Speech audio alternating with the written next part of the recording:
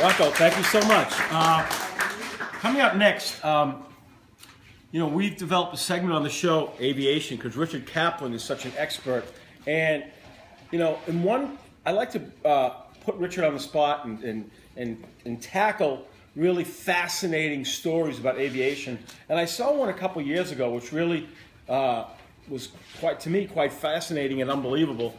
Can you imagine you're on a plane crash, there's 200 people, and one person survives out of a whole, just a miracle? Well, this has happened several times throughout our history where plane went down and everybody died except for one person.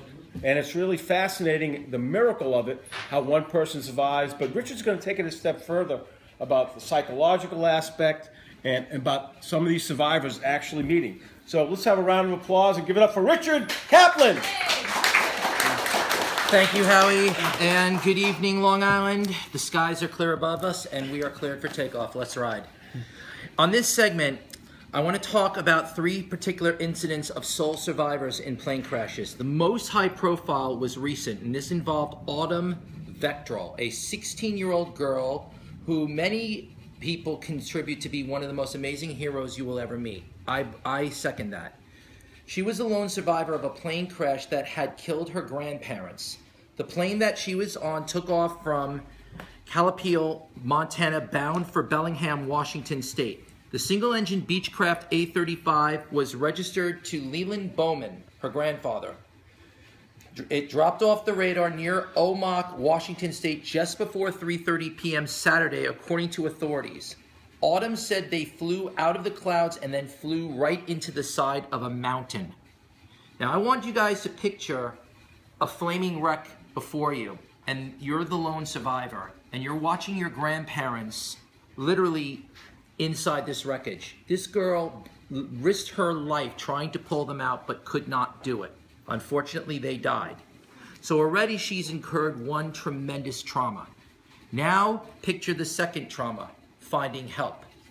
For 2 whole days, she had the peace of mind to follow a creek all the way from the crash site to a highway where she was rescued by a sheriff's deputy. Her only means of surviving was drinking the water from this creek, which we don't even know if it was clean or not. But apparently it was enough because she walked away with bruises, burns on her body, and a story that she can tell her children for the rest of her life. This is not uncommon. The next 2 incidents that I'm going to discuss also involve young children. This one occurred off of the coast of Yemen, involving a Yemeni Airbus A310. In the case of Yemenia Flight 626 operating from Sanoa, Yemen to Narumi, Cameroon, 13-year-old Balia Barai was the only survivor out of 152 passengers and crew. The way she survived is even more remarkable. She clung to the piece of wreckage in the Indian Ocean until Coast Guard was able to rescue her. This girl suffered psychological trauma that I'm going to be discussing shortly, and how we as ordinary people can help these people. The final incident, in my opinion, is probably the most extraordinary of the 3, because this is a 4-year-old who survived the crash of Northwest Airlines Flight 255 back in 1987. I actually remember this crash because I did a thesis on it in school. It was an MD-82 that was bound for Phoenix from Detroit, Michigan when it crashed during takeoff. Now, the NTSB determined that the pilots had forgot to set the flaps, so it's ruled under FAA law as pilot error. The 4-year-old survived, and today she is helping others deal with this very tragedy. One of the ways you deal with it is you never forget it. Obviously, you don't forget something like this. I've met people who have gone through similar. The way you deal with it is you talk to people about it. You lecture people about it. Just like I'm lecturing you tonight, and our listeners are listening about this.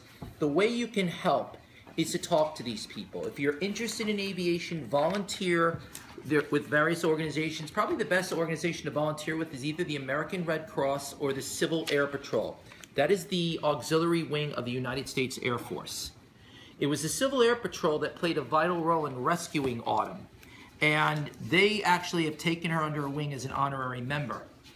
Lieutenant Colonel Jeffrey Lustig of the Civil Air Patrol told reporters and rescuers, along with the searchers, that this was nothing short of a miracle.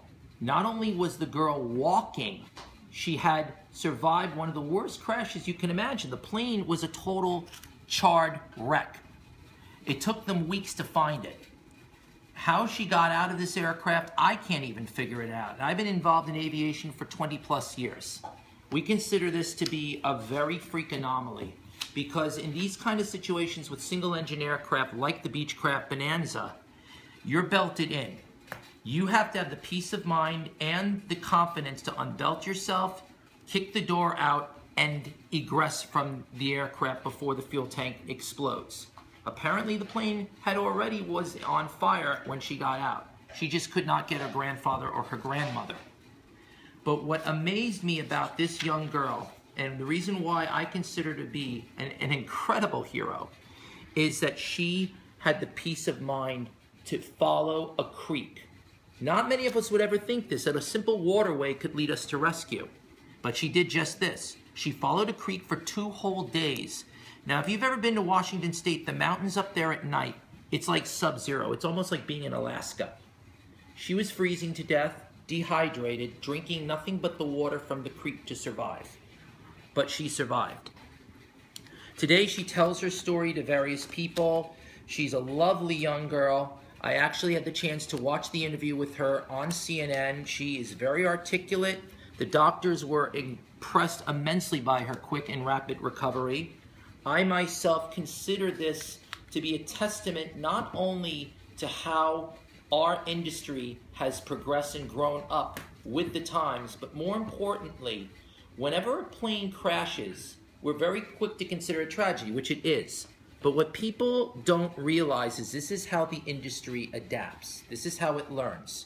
The NTSB releases its crash reports, and the victims tell their stories. She has shown very little signs of psychological trauma from the incident. The 13-year-old was shaken up, but was able to give a very detailed account of what happened to that Yemenia A310 when it plunged into the Indian Ocean. So they got details. And in the crash of the Northwest jet, the 4-year-old, unfortunately, is a 4-year-old. She really couldn't tell them much of anything, but the flight data recorders played the part. And when the girl got older to the point where she started to realize what she had survived, only then do we realize how important it is to listen to these people, respect these people, and help them through this trauma. As an aviation expert, I go to numerous events. I've been to crash sites. I played a role in the investigation of Flight 800. I was an independent investigator. I helped families deal with the crisis. The way you do it is you let them know that you're there for them, that they have the resources available, and that you're going to do whatever you can to represent and help these people. And on that note, our runway has just been cleared. We've just been given clearance for takeoff. Have a wonderful evening. And next week, I team up with Rocco to discuss celebrity plane crashes. Have an awesome evening. Thank you. Great job, Richard. I'm looking forward to that. Richard does a great job in aviation. Rocco does a great job on entertainment and movie reviews. So I thought it'd be fascinating to talk about. I picked 5 celebrities that are flying either their own pilots or tragically 2 of them died in plane crashes. Mayor Bloomberg, John Travolta, JFK Jr., John Denver, and Harrison Ford. So I look forward to next week between you and Rocco. That should be a very fascinating subject, for sure. Give it up for Richard. Great job. Thank you.